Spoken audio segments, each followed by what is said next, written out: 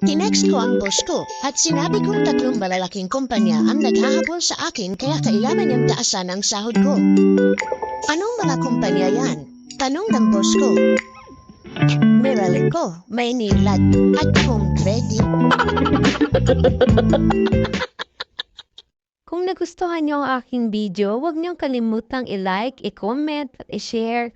I-follow na rin ang aking page nang sa ganon ay marami tayong masiyahan at mabigyan ng magandang informasyon dito sa ating balitaktakan.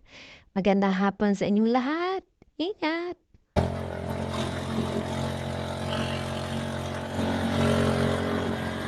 Tatapan natin, pero